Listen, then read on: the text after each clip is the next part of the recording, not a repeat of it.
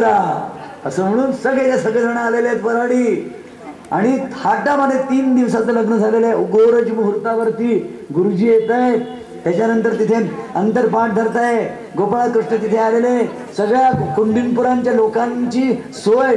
भीष्मक आला, त्याची बायको आली, रुक्मिणीच्या माहेरचे सगळे लोक आले. पूर्ण खोलून घ्या सगळ्यांनी. आता हातामध्ये अक्षता घ्या आणि ज्यांना मंगलाष्टक ऐकून घ्या. हे गडबड करू नको. ज्यांना मला वाटतं का मंगलाष्टक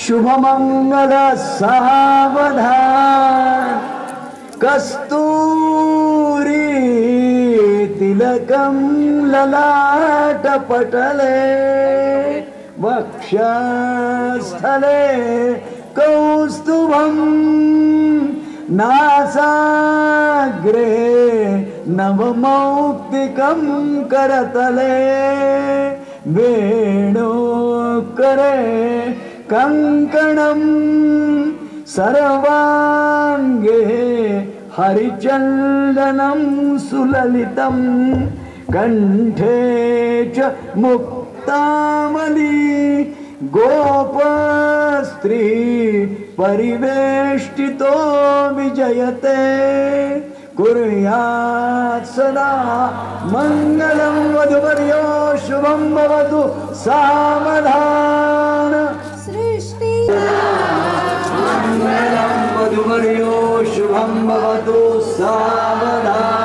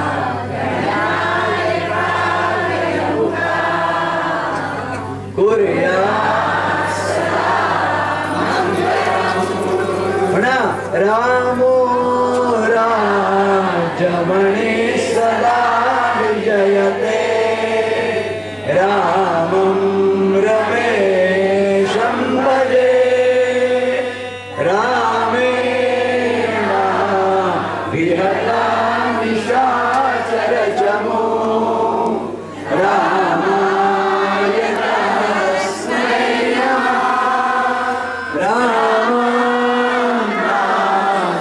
परायणं परतरं रामस्य दासोऽस्म्यहं रामे दयया सदा भवतु मे कुर्यात् सदा मङ्गलं वधुवर्यो शुभं भवतु सावधान.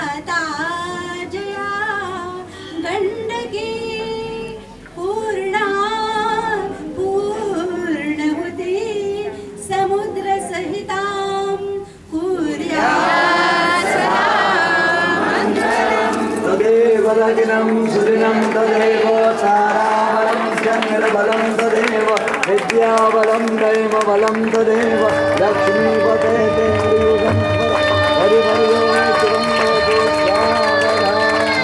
लक्ष्मी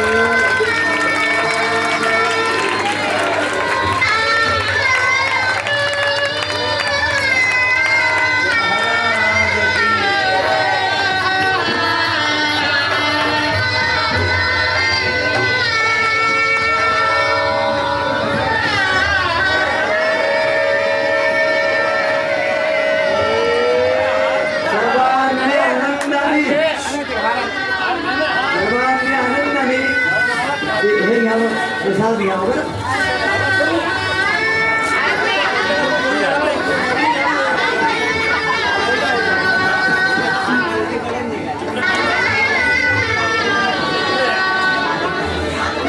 स्वस्ती वाचन केलंय आणि पुरोहित लोक मंत्रोच्चाराने त्यांना आशीर्वाद देत आहे.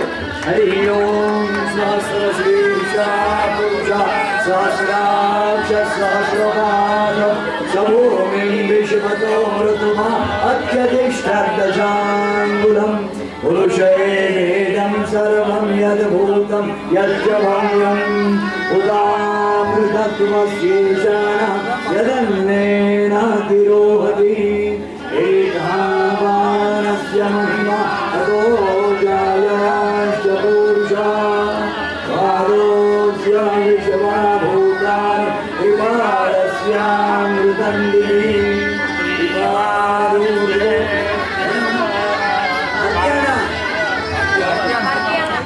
आपण कृपया आपण आता नेहमीची जी आपली आरती आहे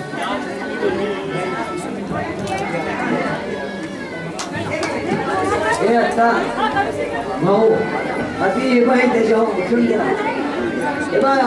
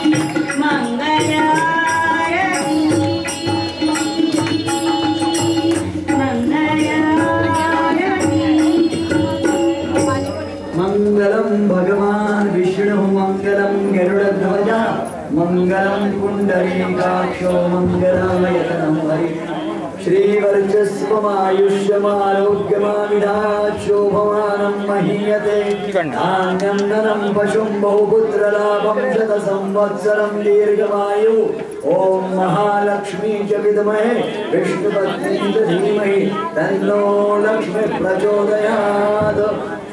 मंगलारतीला आपण सगळं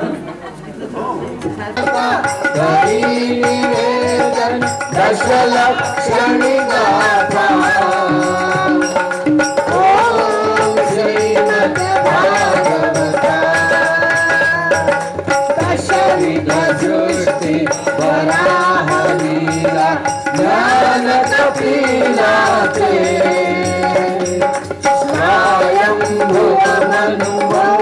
कथानक उदयन दक्षाते पुरंजनाची प्रचेता शिवाता ओम श्रीमद्भागवता प्रियव्रत वृषभ भरत वंशाव जलस्थल नभलीला कथा वृत्र खर इंद्राने बधिला नारद सांगे प्रल्हादाची युधिष्ठिराची कथा ओम श्रीमद भागवता सांगितले 14 मन्वंतर मोक्ष गजेंद्राचा झाले समुद्र मंथन वाम गर्भ हरी दलिता ओम श्रीमद भागवता यादव दाता कलियुग आले नामे करण्यासी परीक्षिती पावला भक्ती पद फल शुक भोगासी माया दर्शन व्यास ग्रंथ वार्ता ओम श्रीमद भागवता वर्जना भरत भूमि उद्धव भागवत श्रोता वक्ता तन्मय झाले कृष्ण रूप जगत अच्युत द्वादश स्कंद सांगुनी जोडित से हाका ओम श्रीमद भागवता ओम श्रीमद भागवता जय जय हरिचरिता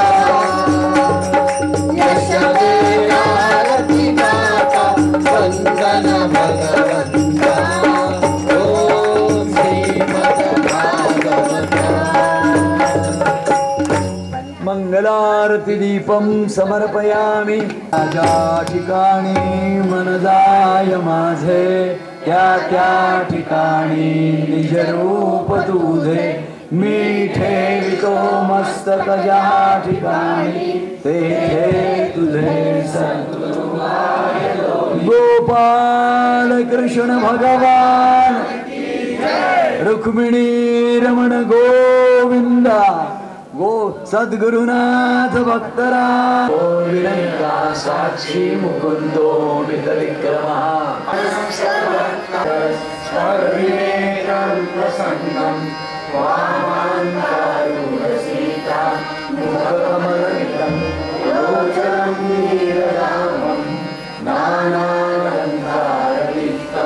सर्वतमुर्जटा मण्डलं रामचन्द्रं मनोजपमारोदुर्यवेदं जितेन्द्रियं बुद्धिमतां वरिष्ठं वातात्मजं वानरयूथमुख्यं श्रीरामदूतं शरणं प्रपद्ये या कुन्दे दुषसारहारधवला या शोभ्यवस्त्रामृता या वीणावरदण्डमण्डितकरा या श्वेतपद्मासना या ब्रह्माच्युत शङ्कर प्रभृतिभिर्देवैः सदा वन्दिता सा मां पातु सरस्वती भगवती निःशेषजाड्यापहा नमामि केवलं शान्तं सच्चिदानन्दविग्रहं ब्रह्म परानन्दं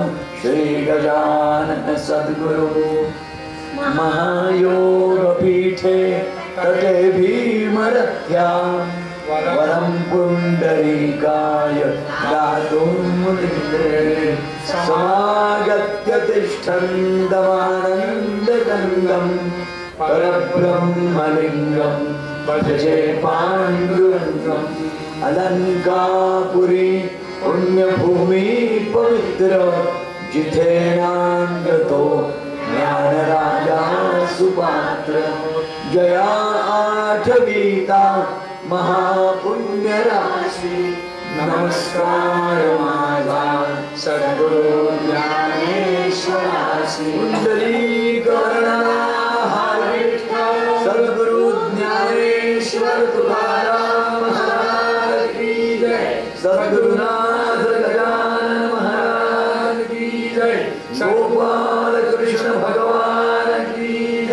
सद्गुरुनाथ भक्तराज महाराज की जय, सद्गुरुनाथ रामानंद महाराज की जय। हरि ओम दत्सत नर्मदे।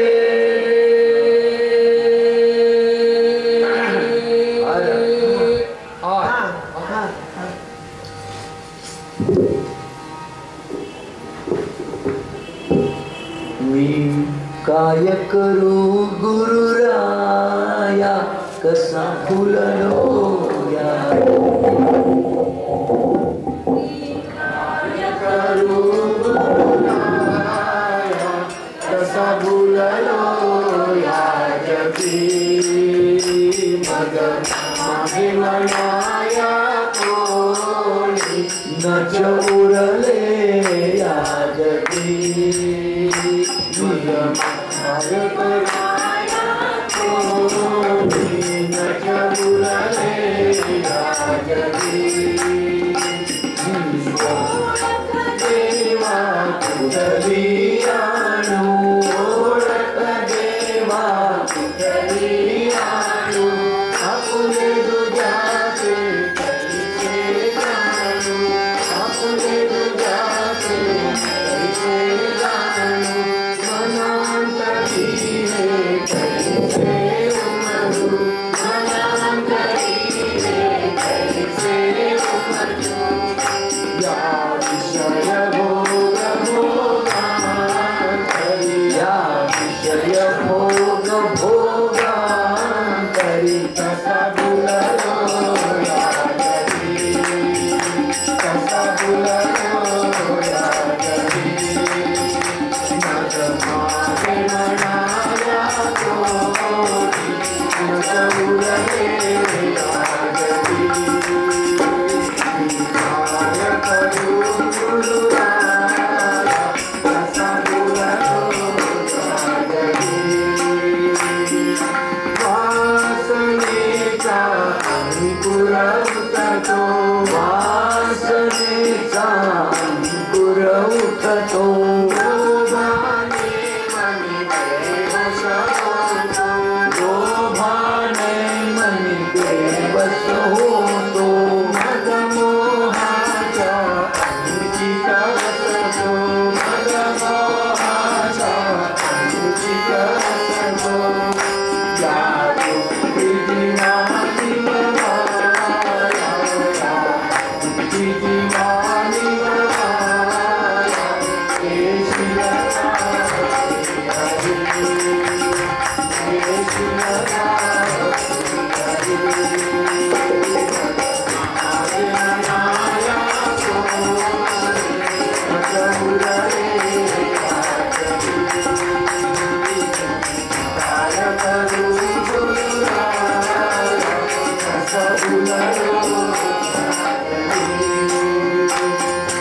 अनंत जन्मे बापुने आलो, अनंत जन्मे बापुने आलो, तथापि मी घरी अपात्र ठरलो, तथापि मी घरी अपात्र ठरलो। अनंता तुला शरण मी आलो, अनंता तुला शरण मी आलो। कविचंद्र वसे नयनी, कविचंद्र वसे नयनी, कसा दिसलो ना जगी, कसा दिसलो ना जगी। माझे म्हणाया कोणी न उरले या जगी। काय करू गुरुराया कसा भुललो या जगी।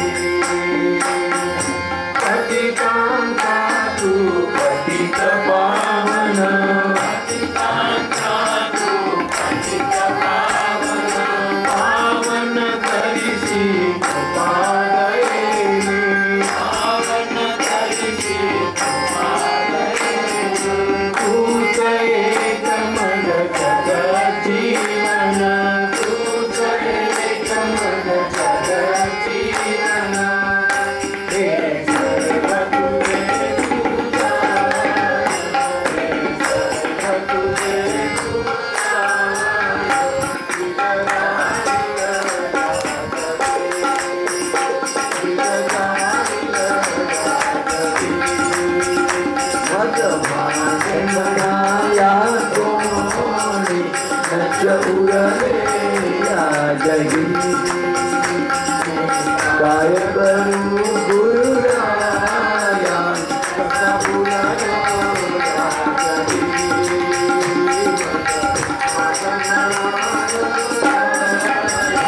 कसा उरलो या जगी कसा उरलो या जगी. बालकृष्णांच्या परिपूर्ण कृपेने सद्गुरुनाथ भक्तराज महाराजांच्या पूर्ण दयेने भगवान गोपाल कृष्णांच्या श्रीमद भागवत स्वरूप दिव्य चरित्र आणि यांचं स्वरूप यांच्या दर्शनाचा आराधनेचा आता 6वा दिवस आहे. 6व दिवशी प्रातः 17 मध्ये आपण प्रवेश करतो. या अहिल्यानगरीच्या आसमंतातल्या सर्व देवदेवतांना मी विनम्र भावे वंदन करतो. सर्व सद्गुरु स्वरूपांना मी वंदन करतो. सर्व संतांना भागवतांना मी वंदन करतो. माझ्या समोर बसलेल्या माझ्या माता भगिनी स्वरूप असलेल्या बंधू स्वरूप असलेल्या वैष्णवांना मी वंदन करतो विनम्र भावाने. सद्गुरु रामानंदांच्या चरणावर बिंदी मस्तक ठेवून मी आता भगवंताच्या वाङ्मयीन पूजेला प्रारंभ करतो. सद्गुरु भक्तराज महाराजांचे जे आत्मप्रत्यंतरांनी परिपूर्ण असलेली पद आहेत, भजन आहेत, शब्द आहेत, हृदयातले उद्गार आहेत, त्यांच्या मनातलं भाव आहे, त्यांच्या मनातलं मनोगत आहे, ते त्या पदांमधून अभिव्यक्त झालेलं आहे. आणि लक्षात ठेवा, कोणताही संत ज्या वेळेला कुठल्याही प्रकारची व्यथा भगवंताला निवेदन करत असतो त्यावेळेला तो संत स्वतःची व्यथा नाही निवेदन करत, तो समष्टी जीवांची, समष्टीतल्या सकल जीवांची व्यथा भगवंताला सांगत असतो. मी काय करू गुरुराया, कसं भुललो या जगी. या जगामध्ये आपण येतो आणि भुलून जातो. म्हणजे काय होतं भुलणे म्हणजे काय? भुलणे म्हणजे मी कशासाठी आलो आहे याचा विसर पडतो. मी या जगात आलो कशासाठी, मला या जगात येऊन करायचं काय आहे याचा मला विसर पडतो. का पडतो? तसं शाळेत जाणाऱ्या मुलाला शाळेत जाता जाता जर गारुड्याचा खेळ दिसला तर त्यात तो भुलून जातो आणि आपल्याला शाळेत पोचायचं हे तो विसरून जातो आणि त्या खेळात रमून जातो. तसे आम्ही या जीवनामध्ये येतो. भगवंताने आम्हाला नरजन्म दिलाय. नरजन्म जो दिला आहे तो नारायण होण्याकरता दिलाय, हे निसंशय. नरजन्म हा नारायणपदी पोचण्याचं प्रवेश पत्र आहे, पारपत्र आहे, पासपोर्ट आहे. तो पासपोर्ट हाती असल्याशिवाय आपल्याला व्हिसा मिळत नाही. आधी पासपोर्ट मिळतो मग व्हिसा मिळतो. पासपोर्ट सुद्धा मिळवावा लागतो मग व्हिसा सुद्धा मिळवावा लागतो. नारायणपदी पोचण्याचा पासपोर्ट आहे नरजन्म हा. तो असल्याशिवाय तुम्ही नारायणपदी पोचण्याचा जो मार्ग आहे तो चालायला पात्रच नाही ठरत. बाकी सगळे जे लहान सहान जीव जंतू पशु पक्षी जलचर नभचर सगळे जे आहेत त्यांना हा पासपोर्ट मिळूच शकत नाही. हे प्रवेश पत्र, हे पारपत्र तुम्हाला मिळतं आणि मग तुम्ही आकाशात उड्डाण घेऊन, जसं ते विमानात बसलं की आकाशात उड्डाण घेतात आणि हजारो मैलांचा समुद्रावरून प्रवास करून तुम्ही इप्सिता ठिकाणी पोचता. तसं हजारो अडचणींना पार करून भवाब्दीच्या मधले हजारो अडथळे दूर करून तुम्ही नारायणपदी पोचता. पण हातात पासपोर्ट पाहिजे. म्हणून नरजन्म हा भला रे भला असं संतांनी म्हटलेलं आहे. मी तुम्हाला एक गोष्ट अगदी हात जोडून सांगतो, संतांचं कोणताही संत आहे आमच्या इथला, त्याचं कोणताही विचार आणि कोणतंही तत्वज्ञान हे आउटडेटेड झालेलं नाही, हे गतार्थ झालेलं नाही, हे कालबाह्य झालेलं नाही. याचं कारण एकमेवाद्वितीय आहे. तुम्ही नीट रीतीने लक्षात घ्या. सगळ्या संतांनी आपलं जीवन त्या परमात्मा स्वरूपाला समर्पित केलंय. अहर्निश हरिभजन करून. अहर्निश सोयरोबानाथ नावाचे मोठे संत होऊन गेले. त्यांनी गोड भजन केलंय. दोरीच्या सापा भिवनी भवा भेटी नाही जीवा शिवा अंतरीचा ज्ञान दिवा मालवू नको रे हरिभजना विण काळ घालवू नको रे हरिभजना विण काळ घालवू नको रे. काय म्हणतात ते? एक एक शब्द लक्षात घ्या.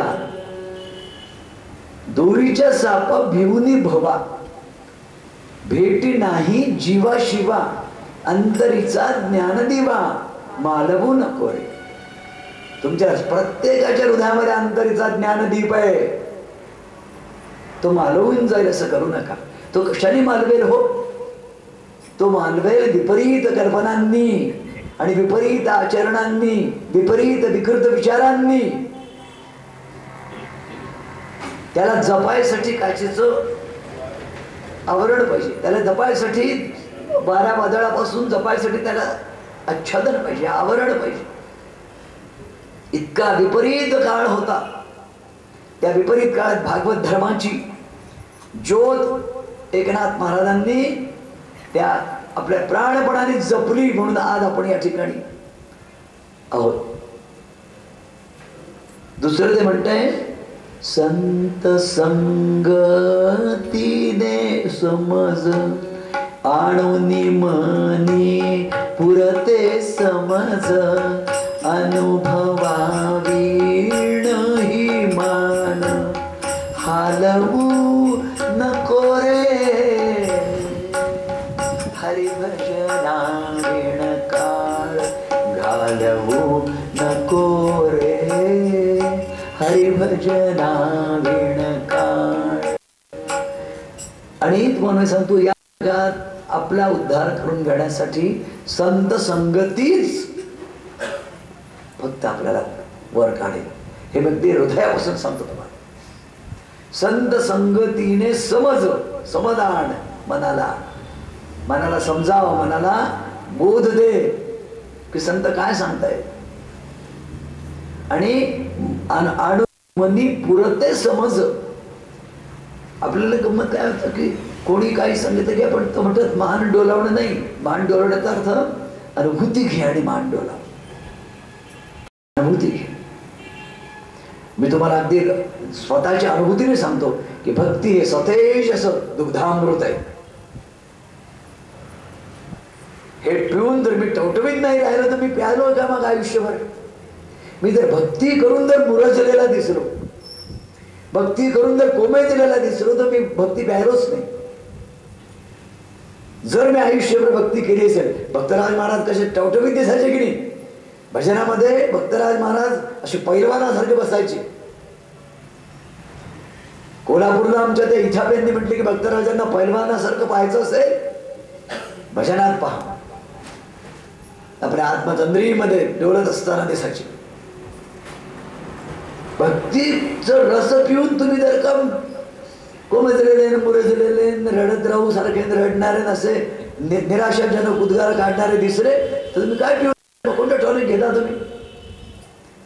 तुम्ही जर आयुष्यभर ते टॉनिक घेऊन मी आयुष्यभर सांगतो क्षमा करा मी नाही शब्द वापरत पण मी सतेज मला ठेवलं माझ्या भक्तीने. कॉलेजमध्ये सुद्धा माझा मायनॉरिटी सब्जेक्ट होता पण मी माझ्या स्वतःला कधीही मायनर नाही समजलो. मी जर महाराष्ट्रात असतो तर माझ्या वर्गामध्ये 200 मुलं होती. मी बाबा आमट्यांकडे होतो त्यावेळेला माझ्या वर्गामध्ये 200 मुलं होती, 150 मुलं होती. आणि इथे माझ्या इथे 15 मुलं, 5 मुलं. पण तिथे 200 होती म्हणून मी हे झालो नाही. तिथे 5 आहे म्हणून मी आपण काय आहे हे आपल्याला स्वतःला ओळखून घेतलं पाहिजे. स्टाफ रूम मध्ये बसल्यानंतर इन्फिरियरिटी कॉम्प्लेक्स मी कधी नाही बोललो. I know the value of my subject. You can't जज मी. जॉग्रफीवाल्याला मी नाही उपदेश करेन तर जॉग्रफीवाल्याने मला नाही उपदेश करू. ज्याला त्याला आपला कॉन्फिडन्स पाहिजे. कॉन्फिडन्स केव्हा असतो? ज्यावेळेला मला माझ्या विषयावर ज्या भाषेत ज्ञानोबा बोलले, ज्या भाषेत तुकोबा बोलले, ती माझी मातृभाषा आहे आणि ती मी शिकवतोय. मला उणेपणा कशात आहे? मराठी म्हणजे काय? मराठी म्हणजे काय? काय नाही मराठी म्हणजे. मी त्याच्याशी भांडायचा वर्गामध्ये. तू काय समजता? मी आपोषण घेतो म्हणतो ब्रह्मांडाचं. तुकाराम महाराज म्हणतात मी ब्रह्मांडाचं आपोषण घेतोय. ही ताकद आपल्याला आपल्यातली ओळखता आली पाहिजे. याच्याकरता भागवत आहे. भागवत गोड गोड गोष्टी आठवणा करता नाहीये. तुम्ही सगळेजण भक्तीचे ज्योती आहात. माझ्या दृष्टिकोनातून तुम्ही सगळेजण भक्तीच्या ज्योती आहात. तुम्ही परमात्म्याला ओवाळण्याकरता सिद्ध असलेल्या भक्तीच्या ज्योती आहात. आपल्याला मिळालेला जन्म, आपल्याला मिळालेलं कर्म, आपल्याला मिळालेला पैसा, आपल्याला मिळालेला वैभव, कोणाकडे 2 गाड्या असतील, कोणाकडे सायकलच असेल, या सगळ्याचा परमेश्वराला काहीही कर्तव्य नाही. परमेश्वराला तुमचं फक्त सद्भावाने युक्त असलेलं हृदय पाहिजे. ते हृदय तुमच्याजवळ आहे. आणि सद्गुरू गजानन भाऊ भक्तराज महाराजांसारखा बलदंड सत्य सनातन असा असेल ना, सद्गुरुनाथ तुमच्या बरोबर आहे. तुम्ही बेडरपणे भक्ती करा, निडरपणे भक्ती करा, निर्भयपणे भक्ती करा, आनंदाने भक्ती करा. आणि भक्तीच करू नये, भक्तीने विश्व ढवळून काढा. तुम्ही भक्तीने मी भक्ती असं नाही. माझ्या घरामध्ये माझ्या ह्या संस्काराचं शिंपण झालंच पाहिजे. माझे पोरं काहीतरी करतो मी काहीतरी त्याला मान डोलवेल असं नाही होणार. असं नाही होणार. ही जिद्द करा. आणि तुम्ही पराधीन तुम्हीच जर का तर काही नाही आमच्या वेळेला सुद्धा तुम्हाला जसं योग्य वाटेल तसं करा, तुम्हाला तसं असं वेगळं तत्वज्ञान स्वीकारू नका. हे योग्य नाही हे सांगण्याची ताकद ठेवा. हे योग्य आहे आणि हे योग्य नाही असं सांगण्याची ताकद देणारा भगवंत आहे.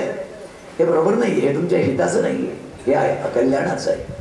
हे सांगताय हे योग्य आहे, हे सात्विक आहे, शुद्ध आहे. मला सांगा गाईचं तूप अशुद्ध आहे असं कोणत्याही युगात गेलं तरी तुम्ही म्हणाल का? सिद्धांत आहे. गाईचं तूप असो, गाईचं दूध असो, गाईचं लोणी असो, याची एक पवित्र गोष्ट नाही. आणि या लोण्याचा हे लोणी खाऊन माझा श्रीकृष्ण मोठा झालाय. श्रीकृष्णाने म्हशीचं लोणी नाही खाल्लं बरं. गोकुळात एक म्हैस नव्हती. हे कधी विचार करा तुम्ही. तो गोपाल आहे. ही म्हैस नावाचा प्राणी आमच्या इथे कधी आला? विश्वामित्राने ज्या वेळेला दुजी सृष्टी निर्माण केली त्यावेळेला म्हशीला निर्माण केलंय. तोपर्यंत म्हैस नव्हती. वेदांमध्ये म्हशीचा उल्लेख नाही. वेद ऋषांमध्ये एक काळ होता की आमच्या इथे म्हशी नावाचा प्राणी नव्हता. आमची इथे गायच आहे, कामधेनू आहे, गायी आहे, कल्पतरू आहे. तर हे जे काही आता आपण भेसळ भेसळ मिसळ भेसळ मिसळ भेसळ, हवा मिसळ, पाणी मिसळ, भाजी मिसळ, धान्य मिसळ, सगळं. मग माझ्या अशुद्ध संस्कारांनी माझं अंतर्मन नाही मिसळ. त्याच्यामध्ये शुद्ध संस्कारच नाहीये. माझी आजी वगैरे प्रवासाला जायची ना तर बाहेरचं थेंबभर पाणी नाही पाहिजे. आपल्याला या स्टेशनवर दैवडीन, त्या स्टेशनवर समोसन, त्या स्टेशनवर असे चरत चरत चरत चरत आपण मुक्कामावर पोचतो. आपली अशी होते की स्थिती. ते लोक तिथे घरी पोचायचे, आंघोळ करायचे, मग जेवायचे. त्याची कडकपणा तिथं आपल्याच्याने होणार नाही. परंतु त्याच्यातला एक भाव की मी बाहेरचं खाणार नाही एवढं तर करू शकतो ना आपण. ज्यांनी माझी पचन क्रियेवरती विपरीत परिणाम होणार आहे असं मी काही द्रव्य माझ्या पोटात जाऊ देणार नाही एवढंच आपण करू शकतो ना. हा विवेक आपण हरवून कसा टाकतो? हा विवेक आपला हरवला जातो. आणि म्हणून त्या विवेकाला जागा ठेवण्यासाठी आपल्याला कुठेतरी अंतःकरणातला जो ज्ञानदिवा आहे तो नित्य तेवता ठेवला पाहिजे. नित्य ठेवता. आता पहाटे पहाटे मला भगवंतानी जे सांगितलं तुम्हाला एक लक्षात घ्या. कालपर्यंत काय झालंय? कालपर्यंत धांदल, गडबड, गोंधळ, परमात्म्याच्या अनंत विलक्षण अशा लीला, याच्यामध्ये आपल्या इंद्रिय वृत्ती, आपलं संबंध मन बुद्धी, लगबग धांदल धांदल, लग्न साधायचंय, लग्न करायचंय, अशा या सगळ्या. आता एक नदीचा प्रवाह असतो. तो प्रवाह एकदा धो धो धो झाल्यानंतर मग संत शांत नदी व्हायला लागते. त्याच्या काठी तुम्ही आता बसला. श्रीकृष्णाने या आपल्या लोकोत्तर जीवनामध्ये या भूतलावरती राहून तृप्त शांत आणि परिपूर्ण गृहस्थाश्रम केला. तो कसा केला त्याची हे सुरू होते. श्रीकृष्णाच्या बाबतीमध्ये तुम्हाला मी सांगतोय की त्याला तुझं सगुण म्हणू की निर्गुण रे, सगुण निर्गुण ऐकू गोविंदू रे, असं जे माऊली म्हणते तशा प्रकारचं तुला माणूस म्हणू की देव म्हणू, देव म्हणू की माणूस म्हणू, असा क्षणोक्षणी संभ्रम व्हावा इतकं अद्भुत त्याचं. देव म्हणावं तर तो माणसासारखा खेळतोय आमच्यात, आम्हाला एका लोण्याची भीक मागतोय, ताकाची भीक मागतोय आणि साधी चोरी करतोय. देव म्हणावं, माणूस म्हणावं तर रांगोलीवरती गिरिराजाला धारण करतोय. माणूस कसं म्हणू याला? माणूस म्हणावं तर सगळे देव याच्या दर्शनाला आणि पूजनाला येत आहेत, याला माणूस कसं म्हणू? म्हणजे देव आणि माणूस या दोघां म्हणजे इथे आल्यामुळे त्यांना नरदेह त्यांनी घेतलाय आमच्या करता तुमच्या करता, नाही तर तो आपल्याला दिसायलाच नसतं. तो तर अव्यक्त निराकार नाही ज्या आकार जेथून चराचर त्यासी भजे, असं त्याचं रूप आहे. तो तर आम्हाला कधी दिसलाच नसता, पण तो आमच्या करता आमच्यावरती दयावंत होऊन राजस सुकुमार मदनाचा पुतळा असं गोड रूप घेऊन इथे आला. आणि त्या गोमट्या रूपाने इथे त्याने गोमट्या लीला केल्या म्हणून आम्हाला त्याला बघता तरी आलं. आणि म्हणून त्यांनी बघितलं म्हणून व्यासांनी लिहिलं, व्यासांनी लिहिलं म्हणून आम्ही पाहिलं. आम्ही मानसचक्षुने त्याला पाहतोय. वेद व्यासांनी लिहून ठेवलंय म्हणून आम्ही शब्दसृष्टीच्या काचेतून मानससृष्टीमधून त्याचं दर्शन घेतोय. हे नसतं म्हणून याला काय म्हणतात माहितीये का? इयं भागवतम नाम वाङ्मयश्चरितं प्रभो. भगवंताचं हे वाङ्मयीन रूप आहे, चरित्र आहे. आणि शब्द हे सनातन आहे, शब्दांना नाश नाहीये. हे दुसरं एक लक्षात घ्या तुम्ही. नाश कशाला आहे? चित्रांना नाश आहे, शिल्पाला नाश आहे. या सप्त ललित कला आहे.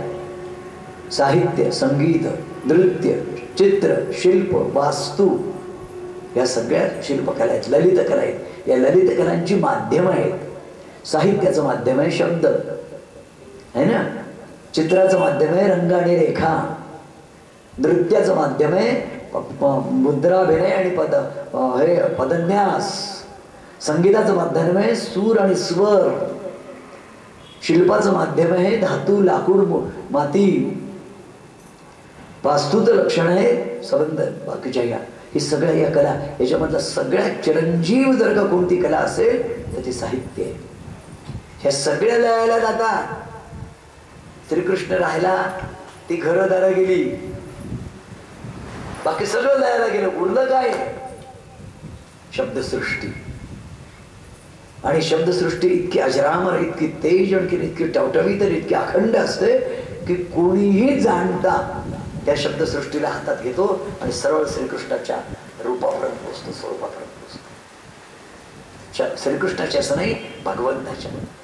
म्हणून शब्द हे काय आहे? अजरामर साधन. शब्द हे सनातन आहे. शब्द हे शब्द कधी मरत नाही. शब्द विसरला जातो, विसरला जातो आठवण, पण शब्द बरं तसंच बघितलं तर शब्द माझ्या मुखातनं बाहेर पडल्याबरोबर, वातावरणात गेल्याबरोबर विरलाय. शब्द अव्यक्त आहे, शब्द दृश्य नाहीये. पण हाच शब्द नाद रूपाने, ध्वनी रूपाने तुमच्या पर्यंत येतो, तुमच्या कानातून मनात येतो, मनातून हृदयात उतरतो आणि प्रतीती तुम्हाला मिळते. त्याला स्फोट म्हणतात शब्दाचा. शब्दाचा स्फोट झाल्यानंतर त्याची प्रतीती झाली की या शब्दाचं कर्तव्य आटपलं, शब्दाचा अवतार संपला. शब्दाचा अवतार कुठपर्यंत आहे?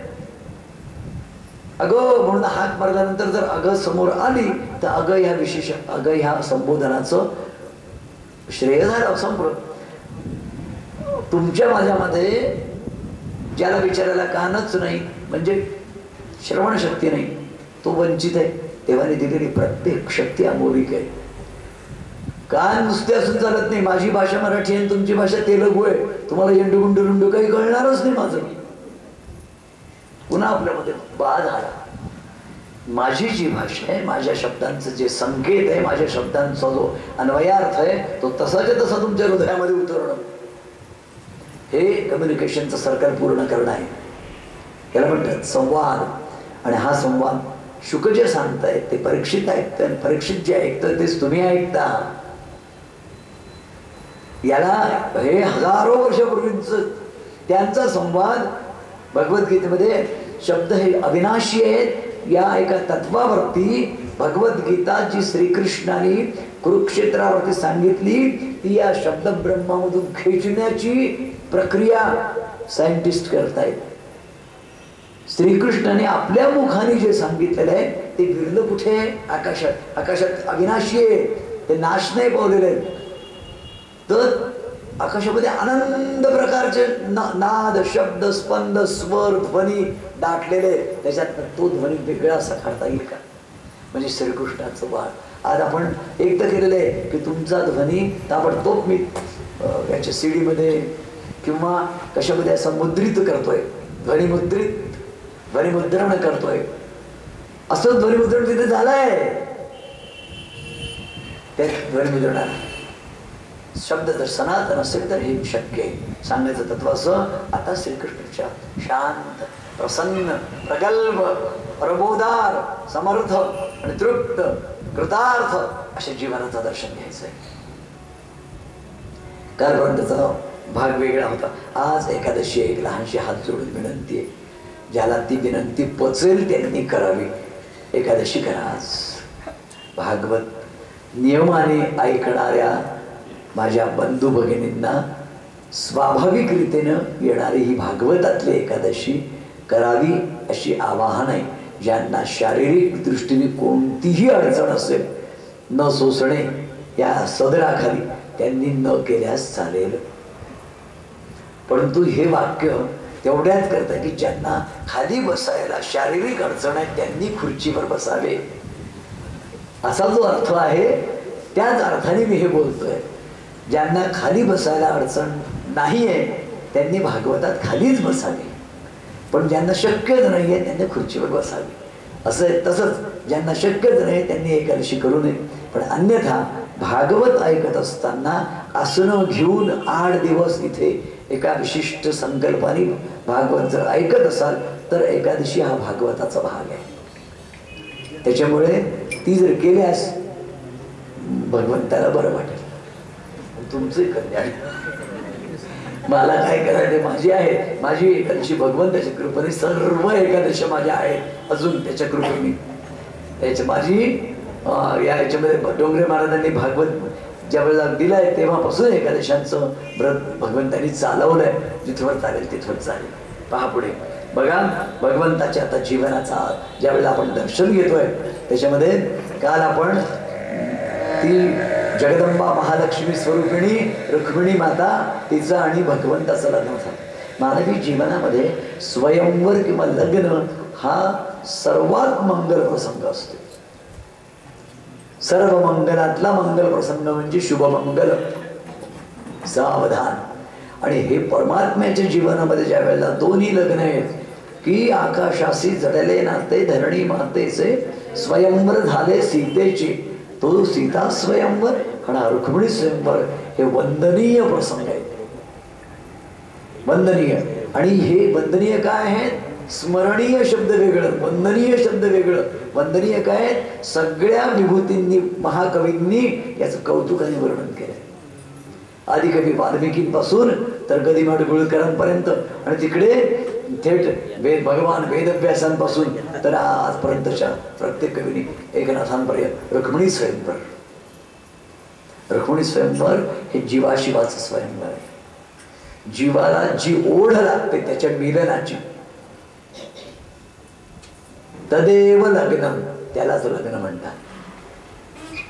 तदेव लग्न, तेच खरं लग्न आहे, सुलग्न आहे. आणि भगवंताचं माझी ही जगत जननी कोण आहे?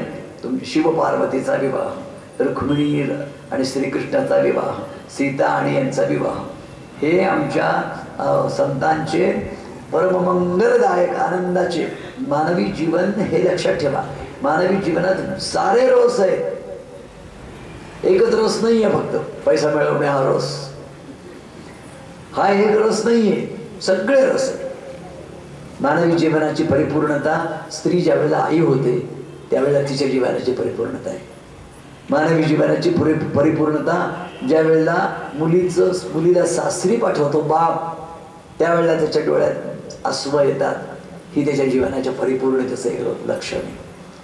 पक्षच्या वेळेला असं नाही आहे, परंतु ज्या लेकराला मी लहान तान्या अवस्थेपासून तर 17व्या-18व्या वर्षापर्यंत वाढवलं, प्रेमाने वाढवलं, त्याला मी आता दुसऱ्याच्या स्वाधीन करतोय. आणि ती दुसरी स्वाधीन नाही, ती परिपूर्णपणे परगोत्तराची होते, दुसऱ्याची होते, दुसऱ्याचं जीवन फुलवण्याकरता ती आता जाते. आणि आता तिचा माझा वियोग होतो आहे. हे जे काही हा जो एक क्षण आहे, हा क्षण कातर क्षण, हा ज्या वेळेला बाप अनुभवतो तेव्हा त्याचं पितृत्व सार्थ होतं. त्याचं पितृत्व हे सार्थ नाही की चॉकलेट आणून दिलं म्हणजे, पोरांना पर्सला पैसे दिले म्हणजे, असं. म्हणजे आईचं मातृत्व त्यावेळेला होतं की ज्या वेळेला ती आपल्या परिपूर्ण वात्सल्याने तिचं हे करून. काल मला एक प्रश्न विचारला, अहो जावयाला दशमग्रह का म्हणतात? हा अवघड प्रश्न आहे हो. मी एक जावई काही प्रश्न विचारतात तर मी म्हटलं बाबा असं आहे, हे जे ग्रह आपल्यावरती परिणाम करतात ना यांचा आपण प्रतिकार नाही करू शकत, तसंच या दाव्याचा सुद्धा प्रतिकार नाही करताय.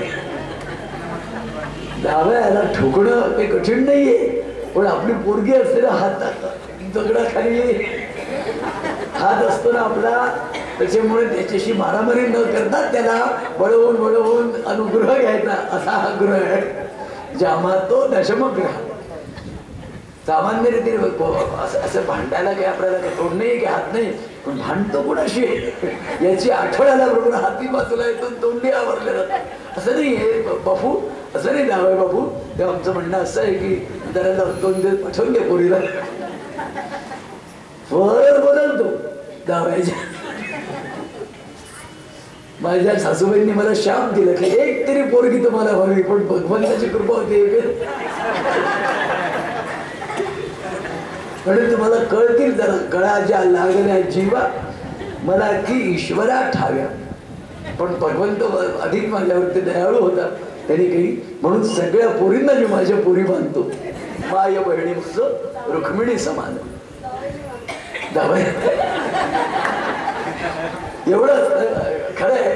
तर तात्पर्य आहे की मला तर काही माहित नाही बाबा, असं वाटतं की काही कधीतरी ज्याचा मनाचा मर्जीचा पापड सरळ भाजलाच राहायचा त्याचं नाव जावई, अशी त्याची व्याख्या आहे. काही करा त्याच्यासाठी. म्हणजे जावई पहिल्यांदा घरी आल्यानंतर सासूबाईंना इतका आनंद होत असतो की त्याला काय आवडून काय नाही वगैरे वगैरे करता करता मग काही दिवसांनी मावळतो आनंद. काय असं हे संबंध आपलं मानवी जीवन मोठं सुंदर आहे. त्याच्यामध्ये अनेक विरंगुळ्यासारखे प्रसंग आहेत, आनंदाचे प्रसंग आहेत. आणि इतकं करून आपण सगळेजण आनंदाने अधिक मास आला की धावत सासऱ्यांकडे, मग पलीकडे काय करायचं, पण अधिक मासाचं भांड घेऊन घ्या, उद्या पाहते काय करायचं. आणि अशा सगळ्यातून आपण आनंदाने संसार करतो, तसं श्रीकृष्णाने केलाय बघा. ते म्हणताय मी तुम्हाला सांगितलं आमच्या जीवनात आनंदाचं वसंत ऋतू जर कोणी आणला असेल तर तो परमात्मा श्रीकृष्णाने आणलाय. याचं कारण काय?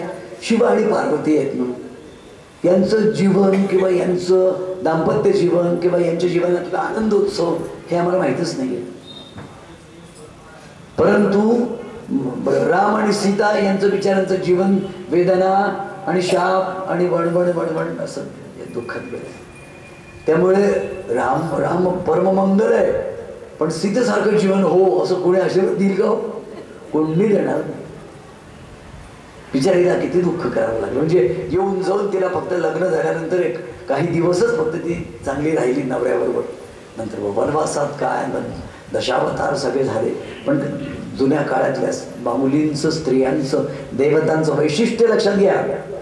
नवऱ्याच्या घरी कष्ट झाले म्हणून माहेरी गद्दी गेल्या नाही, गेल्या नीट समजून घ्या मी काय म्हणतोय. कधी गेला नाही माय. मग सीतामाय असो की आणखीन आमची इंदुमती असो, विदर्भ कन्या आमची कोण होती, याची पत्नी नलराजाची दमयंती असो, की त्यांनी असं की मी जाऊ तुमचं ते बनवास आटपल्यावर मला फोन करा मी येऊन जाईन. असं नाही म्हटलं का. उलट माझे नाथ वनवासात जात आहेत, त्यांची मी सावलीसारखी सोबत करीन. हे आजच्या स्त्रियांनी नोट करण्यासारखी गोष्ट आहे. मी फक्त काय आहे ते सांगतो. तर ही जी काही एक वृत्ती आहे, पतीच्या घराला आणि पतीला संपूर्ण कायावाचनाने समर्पित होण्याची वृत्ती होती आपल्याची. या वृत्तीतून एक अभंग अशा प्रकारचं दाम्पत्य जीवन विकसित झालंय, जे आदर्श दाम्पत्य जीवन आहे.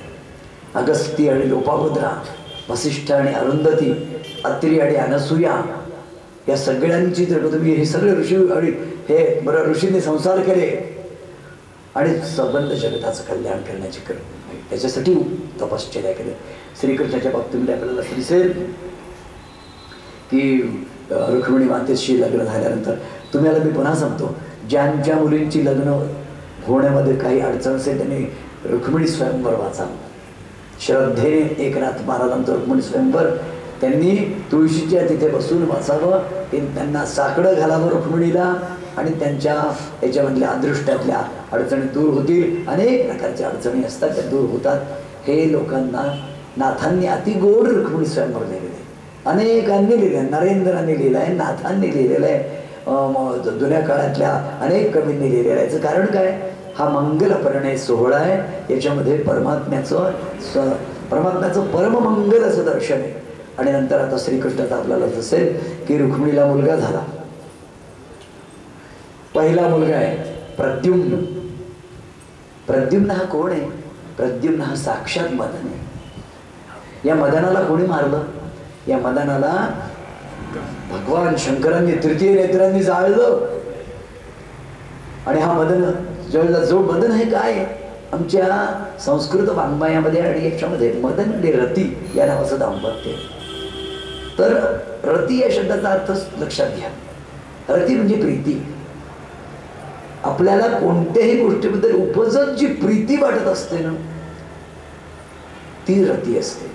त्या प्रीतीचं उदात्त आणि उत्कट आणि पवित्र रूप म्हणजे भक्ती. सात परम प्रेम स्वरूपा ही भक्ती आहे. पण त्या भक्तीचं मूळ रूप काय? प्रीती आहे. भगवंतावरची प्रीती, सृष्टीवरची प्रीती, फुलांवरची प्रीती, आकाशावरची प्रीती, नदीवरची प्रीती, सौंदर्यावरती प्रीती. आणि सौंदर्याची आपण भोगतो, अखंड भोगतो. त्याचं कारण काय? आपला स्वभाव आहे हा सच्चित सुख, हा आपला स्वभाव आहे. त्याच्यात काही उपजत स्त्रियांना नटायची सवय असते. कारण काय? उपजत. मग ती 5 वर्षाची पोरगी असो तर 50 वर्ष. तुम्ही कॅनडाला गेलात तर 70 वर्षाची बाई सुद्धा पटदिवशी आपलं हे काढते पर्समधून, काय लिपस्टिक आणि आरसा. आणि पण बाईचं वय काय? 70. आणि टिकटॉक बाई असते खालपासून बघा. हे काय? हे प्रकृतीला नटायची हौस आहे. ही प्रकृती आहे, त्याचा दोषच नाही आहे. तो प्रकृतीला नटण्याची हौस आहे. पुरुष जर जास्त नटायला लागला तर शंका येते की हा बाई आहे की पुरुष आहे.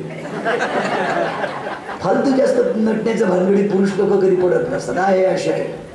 त्याचं कारण काय? त्याच्यात त्यांना दोष द्यायचा नाही, तो त्यांचा स्वभाव नाही आहे मूळ प्रकृतीचा. पण प्रकृतीचा स्वभाव आहे नटणे, विनटणे आणि जगामध्ये विहरणे. हे प्रकृतीचे स्वभाव आहे. तर सांगायचं तत्व हे की भगवंत या प्रकृतीला आकर्षित करून घेणारं तत्व आहे. श्रीकृष्ण रुक्मिणींनी जेव्हा आता मदनाने वर मागितला देवाला, देवा यांना तरी जाळायला गेलो आणि हात पळून बसलो. वस्तुतः मदनाने शिवावरती प्रयोग करायचं काही कारण होतं का? 2 शब्द दे भेने मी नेहमी लक्षात घ्या. शिवाचं विशेषण आहे योगीश्वर आणि शिवाचं शंकराचं, आणि भगवंत श्रीकृष्णाचं विशेषण आहे योग योगेश्वर. एक योगेश्वर आहे आणि एक योगीश्वर आहे. योगियांचा राजा, योगियांचा राणा, योगियांचा ईश्वर हा शिव आहे. आणि योग, सारे योग ज्याच्या इथे येऊन मिळतात सगळे, ध्यानयोग, कर्मयोग, राजयोग, नादयोग, क्रियायोग, भक्तियोग, कर्म, सगळे सर्व योगांचं उदधी, सगळ्या योगांवरती ज्याचं नियंत्रण आहे, त्यांचा जो प्रणेता आहे, त्यांचा जो उद्गाता आहे, तो योग योगेश्वर श्रीकृष्ण आहे, परमात्मा आहे तो. तर या योगेश्वराच्या तिथे तू गेला. मदन म्हणाला, देवा मला आता पुनर्जन्म दे ना. आपल्या जीवनामध्ये ही प्रीती आणि हा आनंद देण्याकरता मदन आणि रती आहे संपूर्ण याच्यामध्ये. वसंत ऋतू हे त्यांचं साधन आहे. आणि या याच्यामध्ये आपल्याला तो म्हणाला की असं कर, तू माझ्या पोटी येशील तेव्हा तुला पुन्हा सगुण साकार रूप मिळेल. मदन श्रीकृष्णाच्या पोटी आला म्हणजे रुक्मिणीचं यांची अवस्था निसंशय श्रेष्ठ आहे. हे गोपींच्या वजरा बसले, त्याच्यामुळे त्यांच्यावरती पूर्ण कृपा होईल असं नाही आहे ना. मला एकदम आता वाटलं की अरे आपली सगळी दातभाई इकडे बसले, हे इकडे. कारण तुम्ही गोपींकडे गेलात आणि गोपीच कृष्णाला भेटू शकतात एवढं लक्षात घ्या. तर तो मदन जो आहे तो पोटी आला कुणाच्या, रुक्मिणी मातेच्या. काय झालं?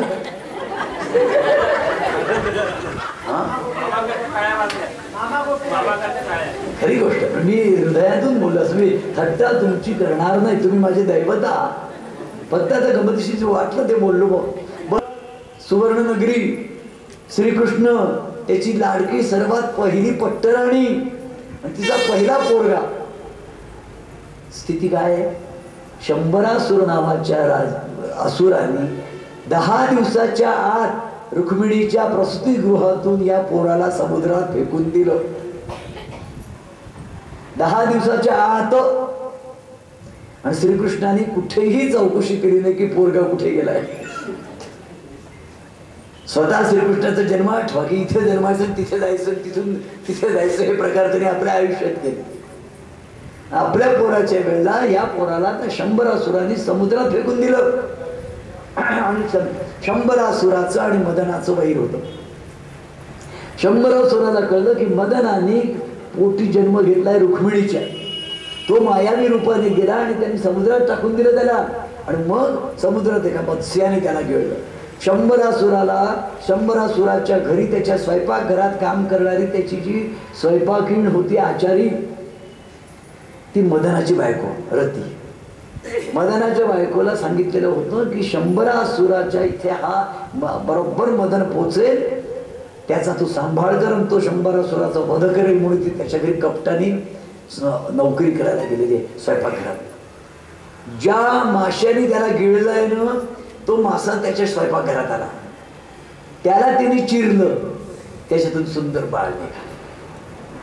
श्रीकृष्णाच्या जीवनात सगळे अघटित प्रकार आहे. हा श्रीकृष्णाचा प्रद्युम्न मुलगा आहे. त्याला पाहिल्याबरोबर मदन रतीने ओळखलं की अरे हा तो माझा मदन आहे. आणि ती त्याच्यावरती लुप्त झाली, त्याला हंस बाळा. आणि त्याच्याबरोबर त्याने, मी तुम्हाला सांगितलं, हे जे देवदेवता असतात ना, यांच्या वयांच्या वगैरे तुम्ही काही कल्पना डोक्यात करू नका. आता ही आई आहे की बायको आहे, ती त्याला वाढवणार आहे वगैरे, असं काही भाग नाही आहे. मूळ आत्मतत्व आहे त्यांचं. आणि या शरीराशी त्यांचं असं हे नाही आहे. तर या अर्थाने त्याने तिला वाढत. आणि इकडे नारद मुनी कृष्णाजवळ गेले आणि म्हणाले की अहो तुम्हाला काही वाटत नाही तुझा पहिला पोरगा असं बाहेर कुठे गेलाय, काय गेलाय, काही पत्ता नाही. श्रीकृष्ण म्हणाला की मला सगळं माहिती आहे, रुक्मिणीला मी समजावून दिलंय, काही काळजी करू नको, वेळ येईल तो घरी. रुक्मिणी सुद्धा किती शांत. 10 दिवसाचा पोर असं गेल्यानंतर रुक्मिणी शांत आहे. श्रीकृष्णाला 10 मुलं झालेली एकेका पत्नीपासून. आता श्रीकृष्णाच्या मुलांची, श्रीकृष्णाची यांची आपण मग आपल्याला आता लक्षात घ्या. परत बाळायला लागला 100 असुराकडे. हा जो प्रद्युम्न आहे हा वाढतोय. आणि श्रीकृष्णाचं जीवन आता सहूबाज. आता श्रीकृष्णाचं जीवनाचं ध्येय काय? श्रीकृष्ण बसलाय द्वारकेमध्ये. नीट तुम्ही विचार करा, द्वारका म्हणजे पश्चिम समुद्राचं ते टोक आहे. आणि तिथून तो श्रीकृष्ण संपूर्ण बृहत्तर भारताकडे नजर टाकतोय. की या बृहत्तर भारतामध्ये संपूर्ण दक्षिणेपासून हिमालयापर्यंत आणि अरुणाचलपर्यंत इकडल्या बाजूला इथपर्यंत दुःशासन करणारे राजे कोण आहे? दुःशासन करणारे राजे, दुष्ट शासन करणारे राजे कोण आहे? दुष्ट हे जे काही रीतीने प्रजेचं पिळवणूक करणारे कोण आहे?